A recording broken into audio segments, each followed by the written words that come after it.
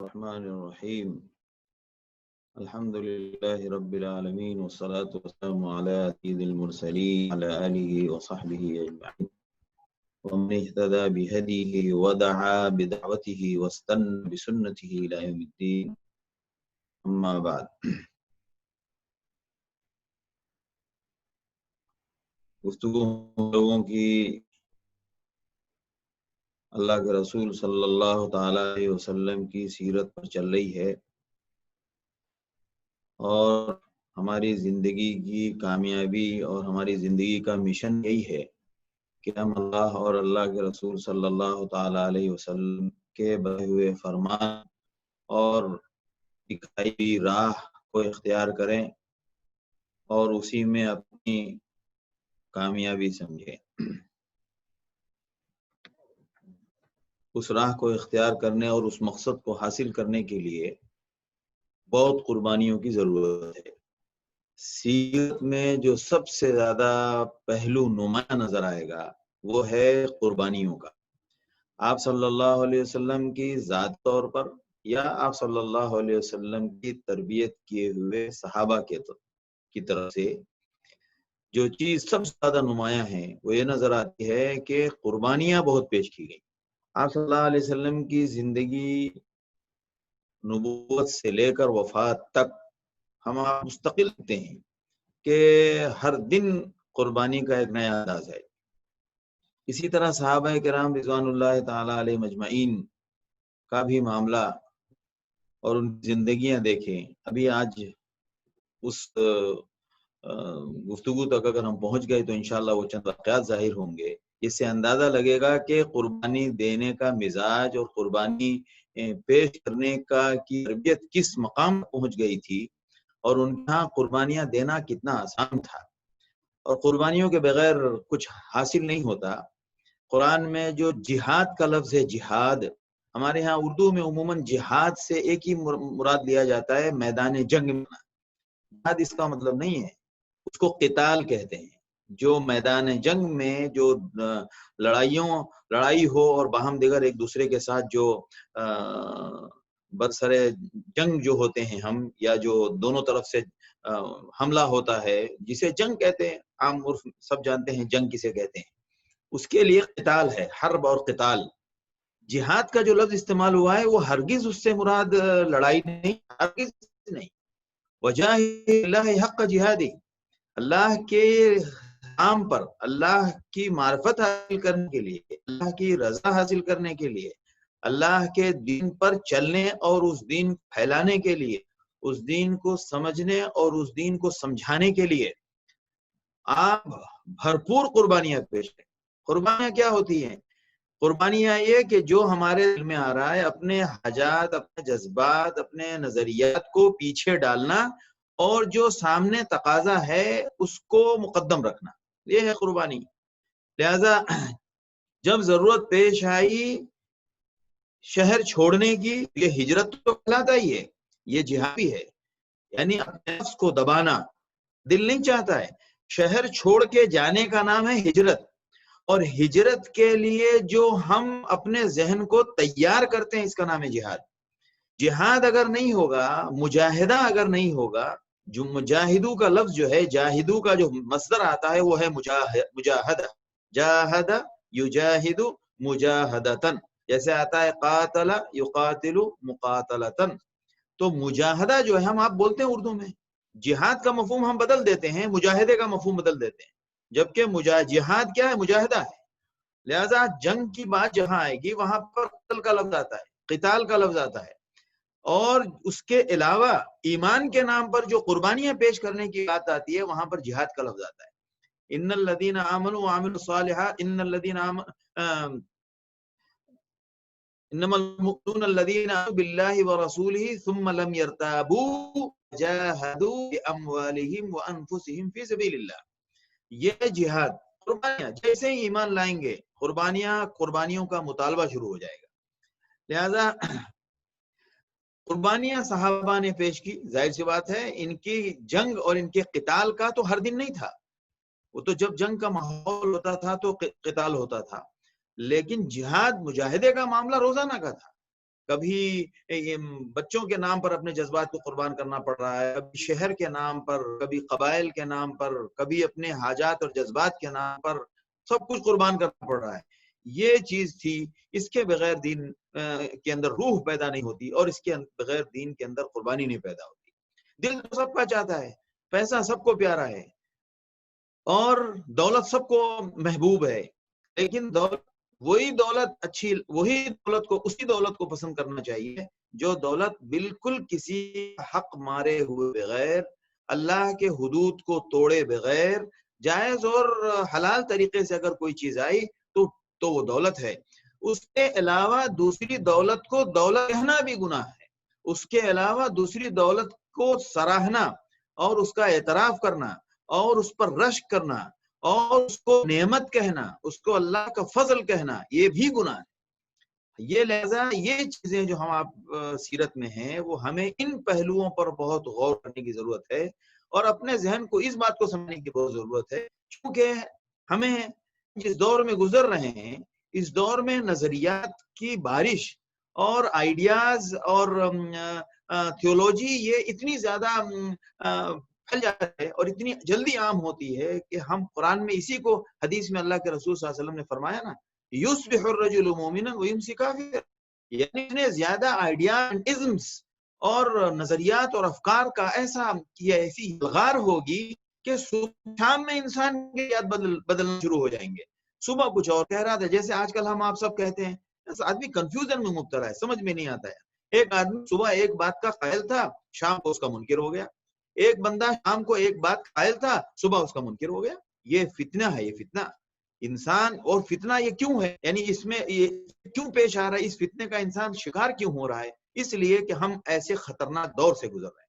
اللہ تعالیٰ ہماری رہنمائی فرمائے، اور اسی لیے اللہ کی رحمت نے اسی لیے اللہ کے رسول صلی اللہ علیہ وسلم کے ذریعے ہمیں یہ بشارت دلوا دی کہ ایک وقت آئے گا جب آپ کا تھوڑا عمل بھی صحابہ کے جیسے زمانے کے عمل کے موافق ہو جائے گا، یعنی اللہ ویسا اجر عطا فرمائے گا۔ کیوں کہ آپ کے لیے اس دور میں اپنے آپ کو حق پر باقی رکھنا اور اپنے نظریات پر استقامت، یہ بڑی مشکل چیز ہوگی، اور اگر کسی نے اس کی فکر کی، استقامت کی، اور اگر وہ اس پر استقامت سے قائم رہا اور وہ اس پہ جمع رہا اور ثابت قدم رہا، تو یہ اللہ کی بہت بڑی نعمت ہے، وہ بھی ایسے دور۔ لہذا اللہ کے رسول صلی اللہ تعالیٰ علیہ وسلم کی سیرت میں جہاں پہنچے ہیں وہ غزوہ احد کے تمام مراحل تقریباً گزر چکے ہیں۔ ہر نشست میں آپ کی طبیعت اور آپ کے صحت اور آپ کی ذہنی جو کیفیت ہوتی ہے اس کا بڑا دخل ہوتا ہے۔ بسا اوقات گفت میں کبھی کبھی کچھ چیزیں رہ جاتی ہیں، لہذا میں آج ہلکا سا اختصار ترتیب کے ساتھ پیش کرتا ہوں کہ غزوہ احد سن 3 ہجری میں پیش آئی، غزوہ بدر رمضان سن 2 ہجری میں پیش آئی۔ غزوہ بدر سے فارغ ہوتے ہی جب یہ حضرات فتح کے ساتھ مدینے پہنچے ہیں، تو اس وقت سمجھیے رمضان کے عید کا زمانہ ایک دم قریب تھا، تو اللہ نے بھی نصیب فرمائی، اور دوسری خوشی عید سامنے تھی، اور عید کی خوشیوں میں اور فتح کی خوشیوں میں صحابہ نے وہ دن گزارے۔ اس کے 1 سال کے بعد، رمضان کے بعد 7 شوال کو جنگ لڑی جو سری دن تھا۔ جمعے کے دن آپ صلی اللہ علیہ وسلم نے جب معلوم ہوا کہ پورے طور پر بات معلوم ہو گئی کہ ابو سفیان لشکر لے کر پہنچ گئے ہیں، اور مشورہ ہوا، آپ صلی اللہ علیہ وسلم کا مشورہ مدینے میں رہ کر، صحابہ کا جوش خروش تھا کہ مدینے سے باہر لے کر ہم ان سے مقابلہ کریں گے، اللہ کی منشا بھی یہی تھی۔ مشورے میں صحابہ کا زور دیکھ کر اور جوش خروش دیکھ کر آپ صلی اللہ علیہ وسلم اس کے لیے تیار ہو گئے۔ جمعے کی نماز پڑھی، جمعے کی نماز میں آپ نے جو عنوان تھا، جس جنگ کے لیے تیاری رہی تھی اور جس جنگ کا سامنا تھا، تو آپ نے اسی عنوان پر خطبہ دی۔ ہر بات سیکھنی چاہیے۔ جمعے کا خطبہ آج ہمارے ملکوں میں جمعے کے خطبے کا سلسلہ یہ ہے کہ 100 سال پہلے کوئی بزرگ صاحب کوئی خطبہ لکھ کر چلے گئے، آج تک اس کو ایک وظیفہ سمجھ کے دہراتے ہیں۔ خطبہ اس کا نام نہیں ہے۔ خطبے کی سنت یہ ہے کہ ابھی اس وقت جس مضمون پر اور جس موضوع پر رہنمائی کی ضرورت ہے، اس کے مسائل جو بتانے وہ فوراً بتانا چاہیے۔ لہٰذا آپ صلی اللہ علیہ وسلم نے خطبے کا عنوان وہی بنایا، جنگ کی تیاری اور جنگ کے سلسلے میں ثابت قدم رہنا اور ڈٹنا دشمن کے سامنے، اور جہاد کی فضیلت اور شہادت کی فضیلت، یہ سب چیزیں آپ نے بیان فرمائی۔ اس کے بعد عصر کا وقت آ گیا، اس بیچ میں صحابہ بھی جمع ہو کر آ گئے تھے، آپ نے عصر کی نماز پڑھی، عصر کی نماز کے بعد وہاں سے روانہ ہوئے۔ یہ جمعے کا دن ہے 6 شوال، بعض روایتوں میں یہ 13 شوال ہے، واللہ اعلم۔ لہٰذا آپ صلی اللہ علیہ وسلم نکلے، یہاں سے نکلنے کے بعد ایک جگہ مقام خان ہے، وہاں نے آپ نے پورے لشکر کی چھٹنی کی، عمر کے کم دراز عمر لوگ تھے ان کو آپ صلی اللہ علیہ وسلم نے واپس کیا، اور وہاں مغرب کا وقت آ گیا تو آپ صلی اللہ علیہ وسلم نے وہیں مغرب پڑھی اور وہیں عشاء پڑھی۔ عشاء پڑھنے کے بعد آپ نے رات کو وہاں قیام فرمایا، اور رات کو قیام فرمانے کے بعد فجر سے پہلے آپ صلی اللہ علیہ وسلم وہاں سے نکلے۔ فجر سے پہلے نکلنے کے بعد احد میدان کے بالکل قریب ایک جگہ ہے شوق، وہاں پر آپ نے فجر کی نماز پڑھی، اور فجر کی نماز پڑھنے کے بعد آپ نے دعا فرمائی، اور پھر وہاں سے آپ صلی اللہ علیہ وسلم آگے کی طرف بڑھے، اور وہیں پر عبداللہ ابن ابی نے 300 لشکر کو لے کر واپس ہو گیا۔ اس کے بعد وسلم مدینہ میدان احد میں پہنچے۔ میدان احد میں پہنچنے کے بعد آپ صلی اللہ علیہ وسلم نے وہ جگہ متعین فرمائی ہے کہ میمنہ میں کون ہوگا، میسرہ میں کون ہوگا، اور اصل لشکر میں کون صحابی ہوں گے، وہ سب آپ نے طے کیا۔ اور ایک پہاڑی ہے جو 100-150 میٹر دوری پر میدان سے، اس پہاڑی پر آپ صلی اللہ علیہ وسلم نے 50 صحابہ کی ایک ٹولی اس مورچے پر آپ نے متعین کر دی، جو تیر اندازوں کی ایک جماعت تھی، اور جو اچھے ماہر تیر انداز تھے ان کو جمع کیا، اور امیر عبداللہ ابن جبیر کو بنایا، اور سے ان سے کہا کہ آپ کو کسی بھی حال میں میری اجازت اور میرے حکم کے آئے بغیر آپ کو یہاں سے ہٹنا نہیں ہے، چاہے میدان کی صورتحال جو بھی ہو۔ اس کے بعد جنگ کا معاملہ شروع ہوتا ہے، اور ادھر سے جنگ کی طرف ادھر کفار نے بھی اپنی پوری تیاری، اور جب دونوں طرف سے دونوں لشکر آمنے سامنے ہو گئے تو ان میں سے ایک بندہ تھا جو ان کا علم بردار تھا، طلحہ ابن ابی طلحہ، اس نے جناب وہ بہت بہادر تھا اور مکے کے مشہور شہ سواروں میں تھا، مکے کی سری کے بارے میں وہ مشہور تھا وہ بندہ، اور بہت بہادر بھی تھا، لہٰذا اس کو کبش الکتیبہ کا لقب دیتے تھے اہل اسلام کہ یہ تو بالکل مضبوط اور بھیڑیا ہے یہ۔ لہٰذا وہ جب گھوم رہے تھے میدان سے، مطلب اپنے لشکر سے باہر آ کر، ادھر سے حضرت زبیر بن عوام نے ان پر حملہ کیا، اور یکے بعد دیگرے کفار کی طرف سے 10 لوگ مارے گئے۔ اس کے بعد گتھا شروع ہوا، اور میدان کارزہ بالکل گرم ہو گیا، اور اس بیچ میں مسلمانوں کا پلڑا مکمل بھاری تھا، اور اس حد تک بھاری تھا کہ کفار نے واپسی کا ارادہ کر لیا۔ کچھ کفار مکہ میدان سے نکلنے کے حالات اور اس کیفیت ظاہر ہونے لگی، اور دوسرے مسلمان حضرات انہوں نے میدان جنگ کے اندر یہ بھی اٹھانا، مال غنیمت بھی کرنا شروع کر دیا۔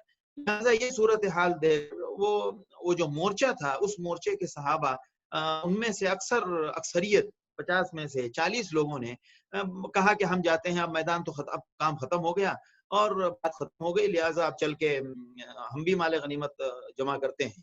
جب وہاں انہوں نے چھوڑ دیا، یہ مورچہ خالی کر دیا، حضرت عبداللہ ابن جبیر منع کرتے رہے، بار بار روکتے رہے، لیکن وہ نہیں مانے، اور وہ 40 وہاں سے روانہ ہو گئے، اور میں پہنچ گئے۔ وہ ادھر سے خالد ابن ولید اس سے پہلے 3 مرتبہ اس مورچے کی طرف سے حملہ کرنے کی کوشش کی تھی، اور تینوں مرتبہ ان تیر اندازوں نے ان کی کوشش کو ناکام بنا دیا اور ان کو آگے بڑھنے نہیں دیا۔ لہٰذا اس مورچے پر ان حضرات کا موجود ہونا اس میدان اور اس غزوہ احد کے اندر سب سے اہم نقطہ تھا۔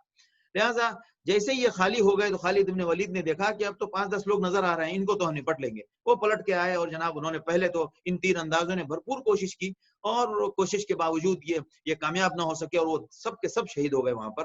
اور خالد ابن ولید اس مورچے کو خالی کرنے کے بعد اور اس مورچے پر غالب آنے کے بعد میدان کی طرف جو بڑھے ہیں، اور میدان میں صحابہ جو مال غنیمت اور میدان کی آخری حالات میں جو مشغول تھے، اور اچانک سے جو پیچھے سے اتنا بڑا جتھے نے جو حملہ کیا ہے، تو اس کے بعد قوت فیصلہ کمزور پڑ گئی، اور صحابہ عجیب کشمکش کے شکار ہو گئے کہ اب کیا کیا جائے۔ اب اس وقت اسی جلدی میں کچھ صحابہ نے، تھوڑے سے صحابہ میدان چھوڑ کے مدینے کی طرف، اور لوگ پہاڑیوں پر چڑھ گئے۔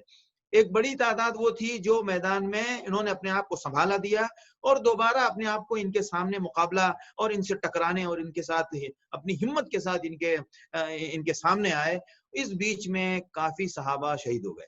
حضرت حمزہ تو پہلے ہی شہید ہو چکے تھے۔ حضرت حمزہ خالد ابن ولید کے حملہ کرنے کے پلٹ کے اس مورچے سے پیچھے سے حملہ کرنے سے پہلے حضرت حمزہ تو شہید ہو چکے تھے، لہذا حضرت حمزہ کے شہید ہونے کے باوجود مسلمانوں پر کوئی خاص فرق نہیں پڑا۔ لہذا یہ صورتحال جب ہوئی ہے، اس میں کافی صحابہ شہید ہوئے۔ اسی بیچ میں کفار کی ایک ٹولی آپ صلی اللہ علیہ وسلم کی طرف پہنچ گئی اور ان کا پورا مقصد یہ تھا کہ آپ صلی اللہ علیہ وسلم کو نشانہ بنایا جائے اور آپ صلی اللہ علیہ وسلم کا کام تمام کیا جائے۔ اس بیچ میں آپ صلی اللہ علیہ وسلم کے ساتھ 9 صحابہ تھے، ان میں سے 7 انصار صحابہ تھے، انہوں نے مستقل اس کا مقابلہ کیا اور 7 کے ساتھ شہید ہو گئے۔ اخیر میں صرف آپ صلی اللہ علیہ وسلم کے ساتھ حضرت طلحہ اور حضرت سعد ابن ابی وقاص بچے۔ اس بیچ میں دوسری جو ٹولی تھی وہ میدان کارزار میں ان کے ساتھ گتھم گتھا تھی اور ان کے ساتھ مقابلے پہ ڈٹی ہوئی تھی، اور کچھ صحابہ کو خیال آیا کہ پہلے آپ صلی اللہ علیہ وسلم کی بھی خبر لی جائے۔ اس بیچ میں ایک بڑی تعداد تقریباً پہنچتے پہنچتے وہ اخیر تک 30 ہو گئے تھے، آپ صلی اللہ تعالیٰ علیہ وسلم کے پاس پہنچے۔ اسی دوران آپ صلی اللہ علیہ وسلم زخمی بھی ہوئے اور آپ صلی اللہ علیہ وسلم کے دندان مبارک شہید، آپ صلی اللہ علیہ وسلم کے رخسار مبارک میں 2 کڑیاں گئی، یعنی گتھ گئیں اور پیشانی مبارک آپ کی زخمی ہوئی۔ اور اس بیچ میں جب صحابہ پہنچے پھر وہاں سے کفار کا وہ جتھا وہاں سے واپس ہوا ہے۔ یہ صورتحال رہی، اور اس صورتحال میں کافی مسلمان جب شہید ہو گئے اور مسلمانوں کا کفار مکہ کو یہ لگا کہ اب ہم نے اپنا کام کر لیا اور اپنا ہم نے کام پورا کر لیا، اب ان میں سے لوگوں نے واپس جانے کا ارادہ کیا، لہذا یہ واپس جانے لگے۔ اور ادھر آپ صلی اللہ تعالیٰ علیہ وسلم پہاڑی کے اوپر آپ اوپر پہنچ گئے۔ پھر وہ جو ہم نے پچھلے ہفتے ذکر کیا تھا ابو سفیان اور حضرت عمر رضی اللہ تعالیٰ عنہ کے درمیان جو گفتگو ہوئی، اس میں ایک سورت آیت جو ہے ثم انزل علیکم من بعد الغم امنۃ نعاسا یغشی، انفال میں بھی اللہ نے فرمایا کہ جب اللہ امن اپنے طور پر اپنے طور پر امن کی نعمت تم کو دیتے ہوئے اللہ نے تم پر اونگ طاری کر دی۔ غزوہ بدر میں بھی ہوا، بعض صحابہ کہتے ہیں کہ ہم دشمن پر وار بھی کرتے تھے، ہمیں نیند بھی آ رہی تھی، ہماری آنکھوں سے اونگ جھلک رہی تھی۔ اس طرح یہاں بھی ہوا۔ حضرت طلحہ کہتے ہیں کہ میں کئی مرتبہ آپ صلی اللہ علیہ وسلم کی حفاظت میں مقابلے پہ کھڑا ہوں اور مجھ سے کئی مرتبہ میرے ہاتھ سے تلوار گر گئی، مجھ پہ نیند طاری ہے، گھبراہٹ بالکل نہیں ہے۔ یہ ہوتی ہے اللہ کی نعمت۔ وہ کافر کے دل میں اللہ نے فرمایا کہ ہم نے ان کے دل میں روب ڈال دیا۔ یہ ہوتا ہے شرک اور کفر کی وجہ سے، ہمیشہ کافر خوفزدہ رہتا ہے، یہ یاد رکھیے گا۔ بڑے بڑے بزرگان دین کہتے ہیں کہ کفار جو مسلمانوں کے خلاف اتنی بڑی محنت کرتے ہیں، کیوں کرتے ہیں؟ اس لیے کرتے ہیں کہ وہ مومنین سے خوف زدہ رہتے ہیں، ان کے دل میں ایک روب ہوتا ہے، اس روب سے کی زد میں آ کر وہ بہت بڑی تیاری کرتے ہیں مسلمانوں سے لڑنے کے لیے۔ اور مسلمانوں کے ساتھ معاملہ یہ ہوتا ہے کہ مسلمان میدان جنگ میں بھی ہوں تو انہیں خوف ہوتا ہے۔ کیوں خوف ہونے کی ایک بہت بڑی وجہ کیا ہے؟ اللہ کی ذات پر جب ہمیں کسی بہت بڑے سہارے کی امید لگی ہو اور ہمیں بہت بڑے سہارے پر یقین ہو تو فطری بات ہے ہمارا ذہن بالکل مطمئن رہے گا اور ہمارے دماغ پہ اس کا اثر نہیں آئے گا۔ آج ہماری تعلیم نے ہمیں خوفزدہ بہت کیا، یاد رکھیے گا۔ آج ابھی یہ جنہوں نے ہلکی سی گفتگو کی اور آج کے تاریخ میں جو حالات گزر رہے ہیں، نیند آنے کی گولیاں کھانا، depression, B P, this and that اور شوگر، یہ سب بیماریاں، اور اس بیماری کے علاج کے لیے جب ہم ڈاکٹر کے پاس جاتے ہیں تو ڈاکٹر کی طرف سے جو سب سے پہلا ہم کو مشورہ دیا جاتا ہے وہ کیا؟ آپ ٹینشن نہ کریں، آپ ٹینشن نہ کریں۔ تو میں تو اکثر کہتا ہوں، مجھ سے تو کچھ حضرات ناراض بھی ہوں گے، مجھے ان کو راضی کرنے کی بھی فکر لگی رہتی ہے کہ ٹینشن نہ کرنے کا مشورہ دینے سے پہلے ان حضرات سے یہ کہا جائے، آج کی میڈیکل دنیا سے یہ کہا جائے کہ آپ نے بی پی اور شوگر کو ٹینشن بنایا ہے، اس کے بعد آپ ہم کو کہتے ہیں کہ ٹینشن نہ کریں۔ آپ سب سے بڑی آپ کی طرف سے خدمت یہ ہو جائے گی کہ لوگ مرتے ہیں آپ مرنے دیں، آپ پہلے یہ محنت کر لیں کہ بھائی بی پی اور شوگر کوئی ٹینشن کی چیز نہیں ہے، لیکن جس دن یہ پیغام شروع ہو جائے گا، دنیا کی آدھی تعداد مریضوں کی کم ہو جائے گی تو ہمارے روزگار پہ حملہ ہوگا. لہٰذا پہلے ٹینشن بناتے ہیں، بعد میں کہتے ہیں ٹینشن مت کر. تو ایسے ہی ہے جیسے اردو کی ایک بہت اچھی کہاوت ہے، چور سے کہے چوری کر اور ساہ سے کہے تیرا گھر لوٹا. اردو کی ایک کہاوت ہے، یعنی چور کو ادھر سے کہنے جا جا فلاں آدمی کے گھر میں بہت مال والی پارٹی، ذرا اس کے گھر پہ حملہ کر دے. ادھر سے چوروں کی ہمدردی، ادھر سے صاحب ٹھیکیدار اور سیٹھ صاحب کو جا کے کہہ دیا کہ سیٹھ صاحب ارے آپ کا گھر لوٹ گیا، او ہو ہمیں بہت افسوس ہے آپ کا گھر لوٹ گیا. لہٰذا یہ صورتحال ہے کہ ٹینشن بنانے کے بعد ہم مریض کو کہتے ہیں ٹینشن نہ کریں. تو مسئلہ کیا ہے کہ ہم نے ان سب چیزوں کو ٹینشن کیوں بنایا اور اس ٹینشن کی زد میں ہم کیوں آتے ہیں؟ کہ ہم اپنے بہت بڑے سہارے سے کٹ چکے ہوتے ہیں. اگر ہمیں یہ معلوم ہو کہ سب سے بڑی ذات اللہ کی ہے، اللہ کی طرف سے شفا اور صحت ملتی ہے اور امراض سے ڈرنا نہیں چاہیے، اور بہت کچھ ہوگا تو اس کے آگے کچھ نہیں ہونے والا کہ انسان دنیا سے مر جائے گا. ٹینشن یہاں آ کے آپ ہم کو پھنساتے ہیں کہ میں مر جاؤں گا، اس سے بڑا مسئلہ یہ ہے. اور مر جاؤں گا کے بعد اب دیکھیے کافر اور ایمان کا فرق. مر جاؤں گا کا جو خوف ہے وہ کافر کے لیے اس لیے خطرناک ہے کہ اس کے بعد اس کے لیے آگے امید کی کوئی کرن نہیں ہے. لیکن مومن کے لیے بات یہ ہے کہ مومن گناہوں میں ڈوبا ہوا بھی ہو تو اس کو نہیں پتا کہ کون سی ایک چھوٹی سی نیکی اس کو جہنم کے قریب بھی پہنچنے نہیں دے گی، جہنم کی شکل بھی دیکھنے سے بچا لے گی. کوئی بھی چھوٹی سی نیکی، ہر مومن یہ امید رکھ سکتا ہے. ایک فاحشہ اور ایک شرابی بھی یہ امید رکھ سکتا ہے. شرابی شراب پیتا ہے، گنہگار ہے، لیکن اس نے زندگی میں کوئی نیکی اللہ کی مرضی سے، اللہ کی رضا کے لیے، اللہ کو خوش کرنے کے لیے کوئی ایک چھوٹی سی نیکی کر لی ہے، اللہ کے ہاں وہ قبول ہو گئی ہے. تو ایمان کے ساتھ اگر وہ دنیا سے رخصت ہوا ہے، اللہ نے اس کے شراب کے گناہ کو پردے میں رکھ دیا اور اس کی اس نیکی کی بنیاد پر اس کو معاف کر دیا، یہ امید تو ہے اس کے ساتھ. یہ ہے ایمان اور کفر کا فرق. لہذا کافر ہمیشہ مرعوب رہے گا، خوف زدہ رہے گا، ڈرا ہوا رہے گا. ہم مثالیں بناتے ہیں کس کی؟ ہم مثالیں بناتے ہیں کہ ہمیں بعض لوگ تقریر کرتے ہوئے کہتے ہیں کہ بھائی ہم کس طرح زندگی گزارنا چاہیے. ارے دیکھیے فلاں لوگوں میں بہت اویئرنس ہے، آج کل بھی ہمارے لوگ بہت کہتے ہیں نا فلاں لوگوں میں بہت اویئرنس ہے، تو مطلب یہ ہوا کہ فلاں لوگوں کے راستے پر چلو. قرآن کہتا ہے فلاں لوگوں کے راستے پر مت چلو. وَلَا تَتَّبِعَانِ سَبِيلَ الَّذِينَ لَا يَعْلَمُونَ وَمَنْ يُشَاقِقِ الرَّسُولَ مِنْ بَعْدِ مَا وَيَتَّبِعْ غَيْرَ سَبِيلِ الْمُؤْمِنِينَ، جو مومنوں کا راستہ چھوڑ کے دوسرے کے راستے کو اختیار کرے گا جہنم میں جائے گا. نُوَلِّهِ مَا تَوَلَّى وَنُصْلِهِ جَهَنَّمَ وَسَاءَتْ مَصِيرًا. تو ہم کیا کہتے ہیں؟ فلاں صاحب میں، فلاں لوگوں میں ایجوکیشن بہت ہے، یہودیوں میں تعلیم بہت ہے، تو آپ تعلیم اس لیے حاصل کر رہے ہیں کہ آپ بھی یہودیوں کے راستے پر چلیں. آپ تعلیم کی فضیلت بیان کرنے میں یہ بیان کریں کہ تعلیم انسان کی زینت اور زیور ہے، انسان اچھے برے کی تمیز پیدا ہو جاتی ہے، اور تعلیم سے ہم انسانیت کی خدمت زیادہ کر سکتے ہیں. اسلام نے تعلیم کی بہت فضیلت بیان کی ہے، اللہ اور اللہ رسول نے علم کی فضیلت بیان کی ہے، اور علماء کا رتبہ اللہ نے زیادہ بیان کیا ہے. اس راستے پر چلائیے، نہ یا کہ اس راستے پر چلائیے. ہمارے یہاں تنظیموں کے لیے مثالیں بیان کرتے ہیں، فلاں تنظیم ایسے کام کر رہی ہے. ارے غیر مسلموں کی تنظیم کے اوپر ہم چلیں؟ ہاں البتہ کچھ طریقے، کچھ حکمت عملی اگر ہمیں نظر آئے گی تو ہم اس کو اختیار کر سکتے ہیں، لیکن ہم اس کو شیوا بنا کے یا اس راستہ اپنا طریقہ بنا کے ہرگز استعمال نہیں کر سکتے. تو لہٰذا یہ جو نیند اور اونگ کا آنا، یہ کیا چیز تھی؟ یہ اللہ کی ذات پر ایمان تھا. اور فتح ہوئی تو الحمدللہ، اور اگر شہادت ہوئی تو الحمدللہ. مومن تو ہر طرف سے خیر ہی خیر میں، المؤمن کلہ خیر. لہذا ان حضرات، حضرت ابو طلحہ کہتے ہیں کہ میں آپ صلی اللہ علیہ وسلم کے سامنے کھڑا ہوں اور ایک جھنڈ کا جھنڈ، یعنی 20 30 40 اس طرح لوگ حملہ آور ہو رہے ہیں، اور آپ صلی اللہ علیہ وسلم کو کی جان اور آپ صلی اللہ علیہ وسلم کی حفاظت کے لیے یعنی آپ اندازہ نہیں لگا سکتے کہ جسم کا حصہ زخمی ہو گیا.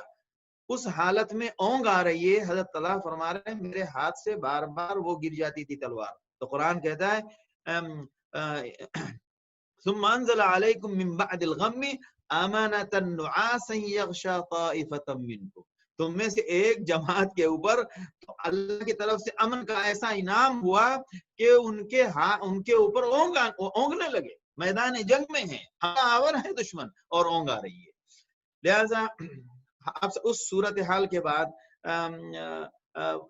جب یہ کفار مکہ واپس نکلنا شروع ہوئے تو آپ صلی اللہ علیہ وسلم نے ان کے پیچھے بھی بھیجا کہ ذرا دیکھو یہ واپس جا رہے ہیں یا کیا جا رہے ہیں، تو پتہ چلا کہ نہیں، ان کا ارادہ پورے طور پر واپس ہے۔ اور اس کے بعد آپ صلی اللہ علیہ وسلم کے زخم کو دھویا گیا، اور آپ صلی اللہ علیہ وسلم کو ایک پانی لا کے دیا، تو وہ پانی آپ صلی اللہ علیہ وسلم کو اس کا ذائقہ ٹھیک نہیں تھا تو آپ نے اس کو نہیں پیا۔ پھر ایک دوسرے صحابی نے پانی، حضرت سہل فرماتے ہیں کہ میں پانی لا کر دیا، وہ تھوڑا کھیری تھا، تو آپ صلی اللہ علیہ وسلم نے اس پانی کو نوش فرمایا، اور آپ صلی اللہ علیہ وسلم کے زخم مبارک کا خون نہیں رک رہا تھا، پانی سے دھو رہی تھی حضرت فاطمہ رضی اللہ تعالیٰ عنہ، نہیں رک رہا تھا، تو حضرت فاطمہ رضی اللہ تعالیٰ عنہ نے ایک چٹائی کے ٹکڑے کو جلایا، اور جلانے کے بعد اس کی راکھ سے آپ صلی اللہ علیہ وسلم کے زخم کے اوپر لگایا تو وہ خون رک گیا۔ لہذا اس صورتحال کے بعد اب ادھر سے کفار مکہ بھی واپس ہو رہے ہیں میدان سے، اور اہل ایمان میدان ہی میں موجود ہیں۔ اس جملے کو یاد رکھیے گا، اہل ایمان نے میدان نہیں چھوڑا، کفار نے حملہ کرنے کے بعد 70 کم و بیش 65 یا 70 صحابہ شہید ہوئے، اور یقیناً مسلمانوں کے حق میں فتح تو نہیں رہی، لیکن مسلمان میدان سے نہیں گئے، میدان سے نکلے ہیں کفار مکہ، اور اخیر تک جتنا بھی ہو سکا مسلمانوں نے پوری قربانی پیش کی اور پورا معاملہ کیا۔ اور اب اس کے بعد وہ گفتگو ہوئی، اور پھر آپ صلی اللہ علیہ وسلم نے اب آگے کا مرحلہ جو میں نے جہاں تک چھوڑا تھا، اس کے بعد آپ صلی اللہ علیہ وسلم نے صحابہ کرام میدان کا جب معاملہ ٹھہر گیا، جنگ پورے طور پر ختم ہو گئی، لڑائی کا معاملہ ایک دم ختم ہو گیا، اور آپ صلی اللہ علیہ وسلم کے زخم بھی دھو دیے گئے، اب آپ صلی اللہ علیہ وسلم آگے کا مرحلہ طے فرما رہے ہیں۔ اب آپ صلی اللہ علیہ وسلم نے فرمایا کہ جاؤ ذرا دیکھو سعد ابن ربیع کو کی جا کے خبر لو۔ خصوصی طور پر آپ صلی اللہ علیہ وسلم نے یہ سب معاملہ تھم جانے کے بعد آپ صلی اللہ علیہ وسلم کا زخم دھو دیا گیا، اور لڑائی کا معاملہ مکمل ختم ہو گیا۔ آپ صلی اللہ علیہ وسلم نے جو کام اگلا جو مرحلہ شروع ہوا ہے اس میں سب سے پہلے خبر بھجوائی ہے، خبر چیک کر رہے ہیں کہ جا کے دیکھو ہمارے شہداء کہاں کس حالت میں ہیں۔ تو اس میں آپ نے سب سے پہلے حضرت سعد ابن ربیع کا نام لیا کہ بعثنی رسول اللہ صلی اللہ علیہ وسلم۔ حضرت زید ابن ثابت فرماتے ہیں کہ آپ صلی اللہ علیہ وسلم نے مجھے بھیجا کہ جا کے دیکھوں کہ میں سعد ابن ربیع کس حالت میں، اور مجھ سے کہا کہ ان رأیتہ، اگر تم اس کو دیکھو، یعنی اگر تمہیں نظر آ جائے سعد ابن ربیع، فقرأہ منی السلام، تو میری طرف سے اس کو سلام کہنا، حضرت سعد ابن ربیع کو۔ حضرت سعد ابن ربیع رضی اللہ تعالیٰ عنہ وہ صحابی ہیں جن کی بھائی چارہ بندی جو ہے وہ کن کے ساتھ ہوئی تھی؟ حضرت عبد الرحمن ابن عوف کے ساتھ، جن کو انہی نے کہا تھا کہ میری اتنی بیویاں ہیں، میری جائیداد ہے، اور ان سب کو میں آدھا آدھا کر دیتا ہوں، وہ بھی جو آپ کو پسند ہے اس کو میں آپ کو دوں گا۔ حضرت عبد الرحمن ابن عوف نے فرمایا کہ مجھے آپ بازار دکھا دیجئے، میں کچھ دن تو یہاں قیام کر رہا ہوں، مجھے بازار دکھا دیجئے، انشاءاللہ باقی چیزیں اللہ آپ کو جزائے خیر دے، اس میں برکت دے۔ لہٰذا یہ وہ سعد ابن ربیع صحابی ہیں جو بہت مشہور ہے، یہ واقعہ سب جانتے ہیں۔ آپ نے فرمایا تھا کہ اور پھر مجھ سے میرا سلام کہنا ان سے، اور ان سے کہنا کہ اللہ کے رسول صلی اللہ تعالیٰ علیہ وسلم نے پوچھا ہے کہ کیف تجد، کیسی حالت ہے آپ، کس حالت میں ہیں؟ تو کہتے ہیں حضرت زید ابن ثابت کہ میں مقتولین کے درمیان، شہداء کے درمیان میں گھوم رہا تھا، چیک کر رہا تھا، اور ایک روایت میں کہ مجھے نہیں مل رہے تھے، زخم اتنے تھے لوگوں پر اور اتنے لت پت تھے اور زرہ بھی تھی، اور تو اس حالت میں نظر سمجھ میں نہیں آ رہا تھا، تو میں نے آواز لگائی۔ تو ایک روایت میں ذکر ہے کہ جب آواز لگائی تو وہ سن نہیں رہے تھے اور جواب نہیں دے رہے تھے، یعنی سعد ابن ربیع تو جواب نہیں دے رہے تھے۔ میں نے کہا کہ اللہ کے رسول صلی اللہ علیہ وسلم نے مجھے آپ کی خبر لینے کے لیے بھیجا ہے۔ جب آپ صلی اللہ علیہ وسلم کا نام آیا تو فوراً جو آواز باقی تھی اس آواز میں انہوں نے جواب دیا۔ یہ باضابطہ ابن کثیر نے یہ روایت ذکر کی ہے کہ آپ صلی اللہ علیہ وسلم کا نام آیا تو پھر انہوں نے بچی ہوئی حالت میں بھی آواز نکالنے کی کوشش کی۔ کہتے بالکل آخری مراحل تھے، آخری سانس چل رہے تھے، اور ان کے اوپر 70 زخم تھے، 70 وار کیے ہوئے تھے، ان کے اوپر نیزے کا زخم تھا، تلوار کا زخم تھا، تیر کا زخم تھا، 70۔ اللہ اکبر۔ میں نے کہا یا سعد ان رسول اللہ صلی اللہ علیہ وسلم، اے سعد ابن ربیع، سعد نام دیکھیں آپ بہت زیادہ ہیں صحابہ میں، سعد ابن معاذ، سعد ابن عبادہ، سعد ابن ربیع، سعد ابن ابی وقاص، اور سب بڑے بڑے صحابہ ہیں۔ ہمارے یہاں نام رکھنے جائیں گے تو سعد بہت ہیں معاشرے میں، اپنے محلے میں بہت ہیں، لہٰذا کوئی نیا نام رکھو، لہٰذا راج رکھ لو، یہ نام کسی نے نہیں رکھا ہے تاکہ بجلی گرے معاشرے پر آتی ہے، اللہ معاف کرے۔ لہٰذا پرانے نام، اچھے نام کی فکر نہیں ہوتی ہمارے یہاں، نئے نام کی فکر ہوتی ہے۔ تو یقرأ علیک السلام ویقول لک، اور اللہ کے رسول نے تمہیں سلام بھیجا ہے اور پوچھا ہے کہ کیا حالت ہے۔ تو انہوں نے کہا وعلی رسول اللہ السلام، اللہ کے رسول صلی اللہ علیہ وسلم کے اوپر سلامتی کے اوپر بھی سلامتی ہو، اور اللہ کے رسول صلی اللہ علیہ وسلم سے کہہ دینا کہ یا رسول اللہ اجد ریح الجنہ، اے اللہ کے رسول مجھے تو جنت کی خوشبو ابھی سے آ رہی ہے، میں ابھی ہی جنت کی خوشبو محسوس کر رہا ہوں۔ یہ میدان جنگ میں خون میں لطف ایک صحابی موجود ہے، اور وہ کہہ رہا ہے اللہ کے رسول صلی اللہ علیہ وسلم کے جواب میں، سلام کے جواب میں سلام کہنے کے بعد کہتا ہے کہ مجھے جنت کی خوشبو محسوس ہو رہی ہے۔ وَقُلْ لِقَوْمِ الْأَنصَارِ، اور میرے انصار کے لوگوں سے کہہ دینا لا عذر لکم عند اللہ، اللہ کے ہاں تم کوئی عذر پیش نہیں کر پاؤ گے، ان خلص الی رسول اللہ، اگر اللہ کے رسول صلی اللہ علیہ وسلم تک کوئی دشمن پہنچ گیا، یعنی آپ صلی اللہ علیہ وسلم کو کچھ ہونا نہیں چاہیے۔ وفیکم عین تطرف، اور تمہاری آنکھ میں اگر ابھی بھی حرکت کرنے کی طاقت موجود ہے اور اس کے ہوتے ہوئے اللہ کے رسول تک کوئی پہنچ جائے تو اللہ کے حضور تم کوئی عذر پیش نہیں کر پاؤ گے، اللہ تمہارا عذر قبول نہیں کرے گا۔ وفازت نفسہ من وقتی، اور یہی کہتے ہوئے ان کا سانس ختم ہو گیا، یہی کہتے ہوئے انہوں نے دم توڑ دیا۔ یہ بات ایک بہت اہمیت رکھتی ہے کہ اب غور کرنے کی بات ہے کہ آپ صلی اللہ علیہ وسلم نے اس مرحلے کے بعد سب سے پہلی چیز جو آپ نے حکم دیا وہ یہ کہ سعد ابن ربیع کا جا کے پتہ لگاؤ، اور سعد ابن ربیع جواب بھی دیکھیے کیا دے رہے ہیں، لا الہ الا اللہ وحدہ لا شریک لہ۔ یہ چیزیں ہوتی ہیں سیکھنے کی کہ اللہ کے رسول صلی اللہ علیہ وسلم کی نظر اپنے صحابہ پر کس حد تک ہے، اور صحابی کا بھی عالم اپنے نبی کے ساتھ کیسا ہے۔ اب آپ دیکھتے جائیے وہ جب آگے کے جو واقعات آئیں گے وہ اور ایمان افروز ہیں۔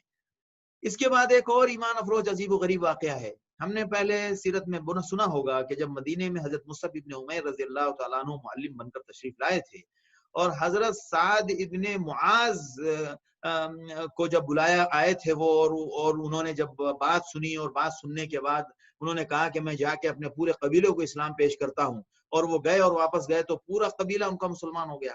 ایک بندہ مسلمان نہیں ہوا تھا، اس کا نام تھا الاسیرم، بعض روایتوں میں عبداللہ الاسیرم، لہذا عمرو ابن ثابت نام ہے اس کا۔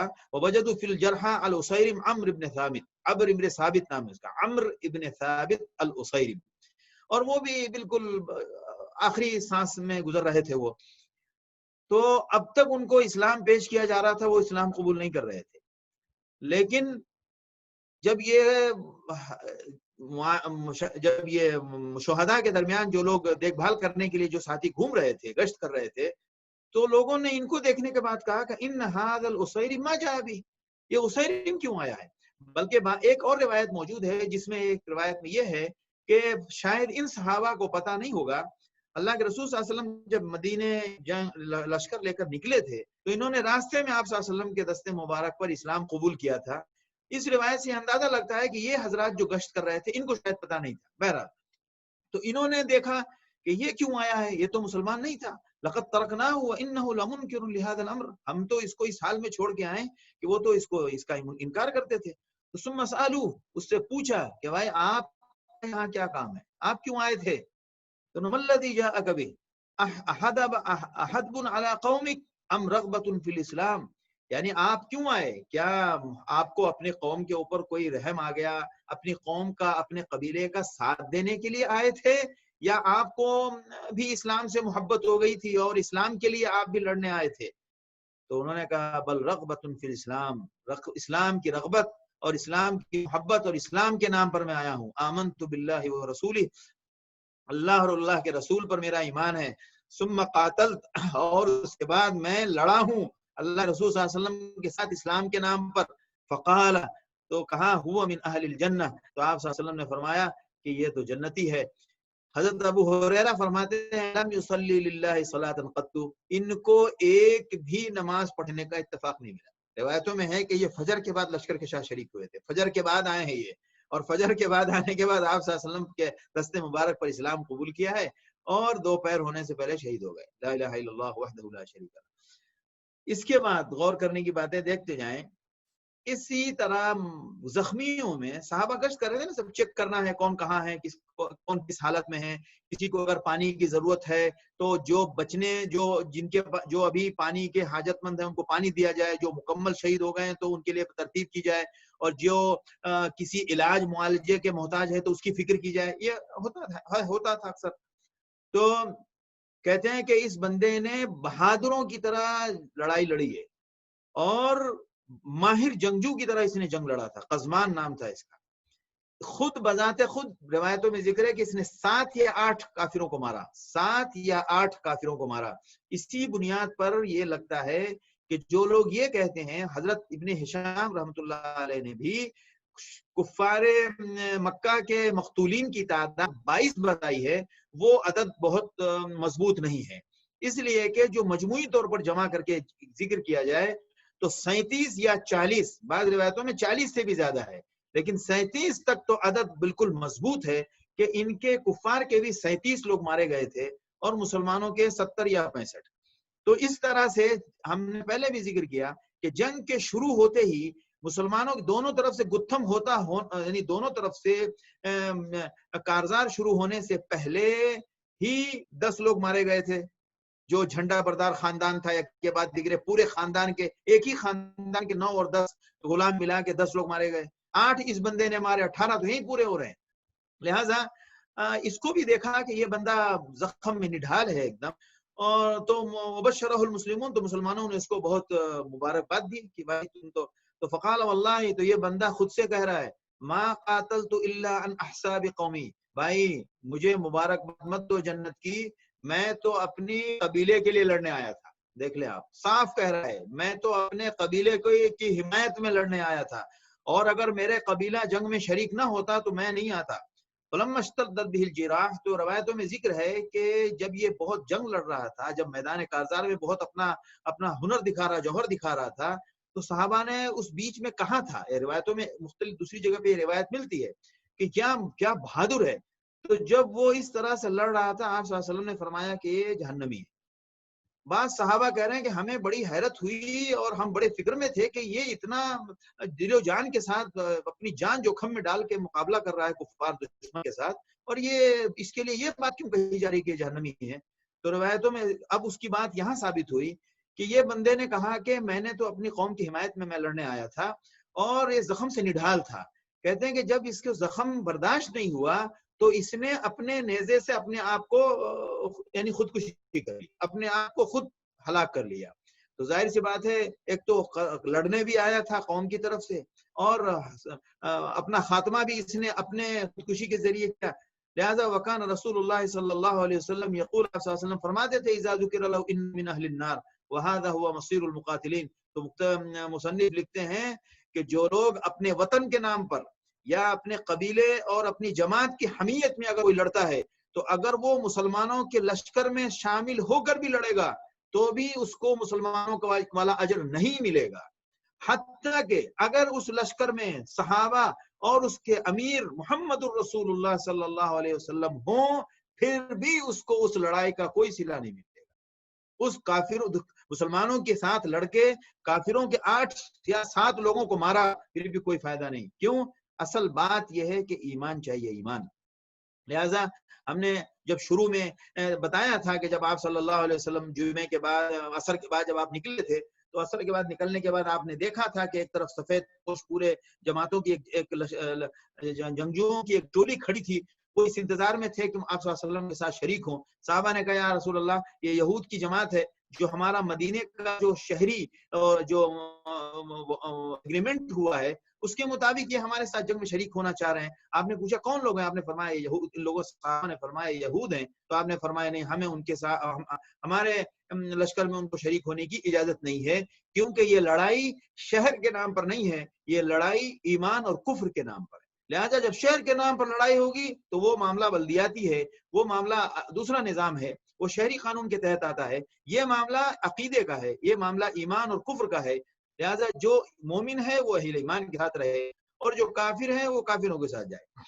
لہذا اسی طرح ایک اور واقعہ ہے کہ وعلی عکس من ھذا، اور اس کے برعکس ایک دوسرا بندہ، اس کا نام تھا بنو سالبہ کا ایک یہود تھا جس کا نام تھا مخیریق۔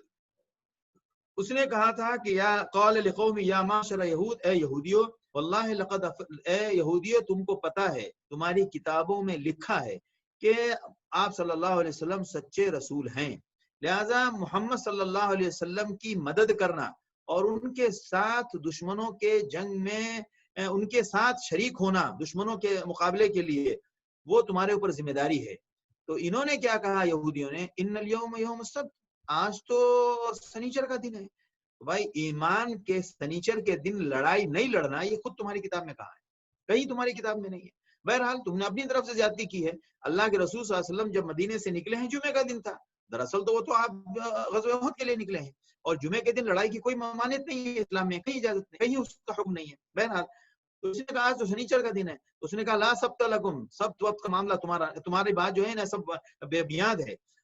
لہٰذا اس نے اپنا تلوار اٹھائی اور اپنا پورا سامان لیا اور اس نے وصیت کر دی، ان اصبت، اگر میں مارا گیا فمالی محمد، تو میرا جتنا مال ہے وہ سب محمد صلی اللہ علیہ وسلم کے حوالے کر دیا ہے، یصنع فیہ ما شاء، جو چاہیں اس مال میں ان کو تصرف کریں، جیسا تصرف کریں۔ اور ثم غدا، اور صبح ہوئی، فقاتل، مسلمانوں کے لشکر کے ساتھ شریک ہوئے اور وہ اس نے جنگ کی، حتی قتل، یہاں تک کہ وہ بھی مارا گیا۔ تو آپ صلی اللہ علیہ وسلم نے فرمایا مخیریق خیر یہود، مخیریق جو ہے یہ یہودیوں میں اگر اچھا میں اچھا کوئی انسان تھا تو وہ مخیریق تھا، وہ اللہ کے نام پر نبی کی نصرت میں وہ بندہ شہید ہوا۔ لہذا یہ سب ہم نے میدان جنگ کی بات بتائی۔ اب اس کے بعد آگے کا مرحلہ ہے کہ آپ صلی اللہ علیہ وسلم شہداء کی طرف متوجہ ہوئے، جتنے شہداء تھے ان سب کو جمع کیا گیا اور ان سب کو دفن کیا گیا۔ بخاری میں باضابطہ روایت موجود ہے کہ نہ ان شہداء کو غسل دیا گیا اور نہ ان شہداء پہ جنازے کی نماز پڑھی گئی۔ بعض ضعیف روایتوں میں یہ بات موجود ہے کہ آپ صلی اللہ علیہ وسلم نے حضرت حمزہ کو سامنے رکھا اور اس کے بعد ایک ایک کر کے جو شہید آتے گئے ان تمام شہداء پر آپ نماز پڑھتے گئے، تو کم و بیش 70 مرتبہ جنازے کی نماز آپ نے پڑھی حضرت حمزہ پہ، لیکن یہ روایت ضعیف ہے۔ اور فتح الباری نے بھی اور ابن ہشام نے بھی لکھا ہے کہ آپ صلی اللہ علیہ وسلم نے صحابہ کے اوپر شہداء احد کے اوپر جنازے کی نماز بھی نہیں پڑھی، اور شہید کے لیے یہ حکم تو موجود ہے کہ اس کو کفن نہیں دیا جاتا ہے۔ ایک بات یاد رکھیں، شہید سے وہ شہید جس کو کفن نہیں دیا جائے گا وہ صرف وہ شہید ہوتا ہے جو میدان جنگ میں لڑتے ہوئے مارا جائے۔ اس کے علاوہ جو اموات جن کے بارے میں شہادت کی بشارت دی گئی ہے، جیسے کوئی بندہ کسی کا مال یا اس کا سامان چھینا جا رہا تھا، اس کو بچانے میں اس کے ڈیفنس میں اگر کوئی بندہ مارا گیا تو وہ بھی شہید ہے۔ من قتل دون مالی فہو شہید، الغریق شہید، الحریق شہید، جو آگ میں جل گیا وہ بھی شہید ہے، جو ڈوب کے مر گیا وہ بھی شہید ہے، جو کسی عمارت میں دب کے مر گیا وہ بھی شہید ہے کہ عمارت کے گر جانے کی وجہ سے۔ ان شہداء کے ساتھ کفن کا معاملہ بھی ہے اور ان کے جنازے کی نماز بھی پڑھی جائے گی۔ بعض لوگ راستے میں اگر ایکسیڈنٹ ہو جاتا ہے تو اس کو شہادت کے درجے کے نام پر بغیر کفن کے اس کو دفن کر دیتے ہیں، لہٰذا اس کو غسل بھی دینا ہے، کفن بھی دینا ہے اور اس کو نماز بھی پڑھنی ہے۔ یہ ضمنی طور پر باتیں آ جاتی ہیں، اس لیے ذکر کر دی گئی تاکہ ہمیں یہ معلوم رہے۔ تو آپ صلی اللہ علیہ وسلم نے ان تمام صحابہ کو دفن فرمایا، ایک ایک کو دو کو ایک ایک قبر میں کئی شہداء کو آپ نے دفن فرمایا۔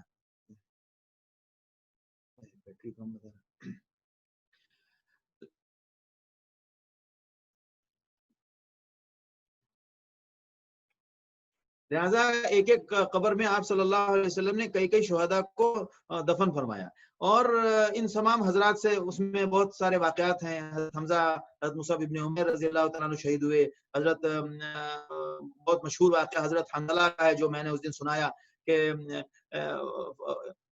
فوجدوا، حضرت حنظلہ کو دیکھا کہ ایک جگہ پر ہیں وہ اور ان کا جثہ پڑا ہے اور اس سے پانی ٹپک رہا ہے، تو اللہ کے رسول صلی اللہ علیہ وسلم کو بتایا گیا کہ اللہ کے رسول ان کے سر سے پانی ٹپک رہا ہے، تو آپ نے فرمایا کہ صحابہ ان کو غسل دے رہے ہیں، اور پوچھو صحیح کہ صحابہ فرشتے ان کو غسل دے رہے ہیں، پوچھو صحیح کہ کیا معاملہ ہے کہ اتنے شہداء میں سے کسی کو غسل نہیں دیا جا رہا ہے اور صرف حنظلہ کو کیوں غسل دیا جا رہا ہے؟ عجیب بات ہے، اس پہ غور کرنا چاہیے کہ ناپاک بالکل نہیں رہنا چاہیے، ناپاک بالکل نہیں رہنا چاہیے۔ حضرت حنظلہ نے اتنا بلند مقام حاصل کیا کہ فرشتوں نے ان کو غسل دیا، میدان جنگ کی بات ہے، اور ان کے پاس اتنا موقع بھی انہوں نے انتظار نہیں کیا۔ بہرحال یہ ابتدائی مراحل ہوتے، لیکن ہمیں آپ کو ایک بات یاد رکھنی چاہیے کہ انسان ناپاکی کی حالت میں نہ رہے۔ بعض حضرات راستے میں ہوتے ہیں، سفر میں ہوتے ہیں، چلے نماز پڑھنے، ارے میرے ذرا کپڑے ٹھیک نہیں ہیں، اللہ اکبر استغفر اللہ۔ یہ خاص طور سے اگر غسل فرض ہوا ہے تو انسان بیدار ہونے کے بعد پہلی فرصت میں غسل سے فراغت حاصل کرے، پہلی فرصت میں، خواہ وہ مرد ہوں یا خواہ وہ خواتین ہوں۔ یہ عادت بہت خراب ہوتی ہے کہ اٹھنے کے بعد بھی گھنٹوں اسی حالت میں گزار دیتے ہیں، یہ بہت خطرناک بات ہے، اس سے بہت دور رہنا چاہیے۔ یہ بالکل یعنی اس کے خلاف ہے۔ اس واقعے سے عبرت حاصل کرنی چاہیے کہ اس حالت میں رہنا کتنی کیسی خراب بات ہے۔ حضرت حنظلہ کے لیے اس میں بڑی فضیلت کی بات ہے۔ حضرت حنظلہ کا بروقت فیصلہ اور حضرت حنظلہ کا میدان جنگ میں شریک ہو جانا، انتظار نہ کرنا، اور اس کی شان اور اس کا ان کو انعام یہ ملا کہ فرشتے ان کو غسل دے رہے ہیں، تو میں اس غسل سے بات نکال رہا ہوں، ورنہ اس لیے نہیں خدا نہ خواستہ حضرت حنظلہ کی نے تو اپنی ایک شان اور ایک ان کی ایک تاریخ بن گئی۔ اور اسی طرح حضرت مصعب کا کے روایتوں میں ذکر ہے کہ حضرت مصعب ابن عمیر قاری مدینہ اور مبلغ، جو آپ صلی اللہ علیہ وسلم نے ہجرت سے پہلے اپنی طرف سے جن کو تبلیغ کے لیے اور دین سکھانے کے لیے جس کو بھیجا تھا، ان صحابی کے بارے میں ایک صحابی کہتے تھے کہ اللہ تعالیٰ رحم فرمائے کہ آج اگر جو اسلام کی جو رونق اور اسلام کی جو وسعت اور اسلام کی بلندی دیکھ کر کتنے خوش ہوتے حضرت مصعب بن عمیر کہ وہ آئے تھے مدینے اور انہوں نے دین کی کتنی خدمت کی، اور صورتحال اس دنیا میں وہ اس حالت میں گئے کہ غزوہ احد میں شہید ہوئے، اور شہید ہونے کے بعد صورتحال یہ تھی کہ ہمارے پاس کپڑا نہیں تھا، تو ہم نے جو ان کو چادر دی، یعنی کفن نہیں چادر، یعنی لاش کے اوپر چادر تو رکھی جائے گی نا، تو جو چادر ہم جس چادر سے لاش کو ڈھکتے تھے، اس چادر کا حال یہ تھا کہ اگر ان کے سر کی طرف اس کو سر ڈھکتے تھے تو پیر کھل جاتا تھا، اور پیر ڈھکتے تھے تو سر کھل جاتا تھا۔ یہی بات روایت، اسی طرح کا قصہ حضرت حمزہ رضی اللہ تعالیٰ عنہ کے ساتھ بھی پیش آیا۔ لہذا یہ تدفین کا معاملہ، شہداء کو دفن کرنے کا معاملہ مکمل ہو گیا۔ اس سے فارغ ہونے کے بعد آپ صلی اللہ علیہ وسلم نے میدان احد میں دعا پڑھی ہے۔ مسند احمد میں بھی ذکر ہے، اور متعدد صحابہ نے بھی اور متعدد سیرت نگاروں نے اس دعا کو ذکر کیا ہے۔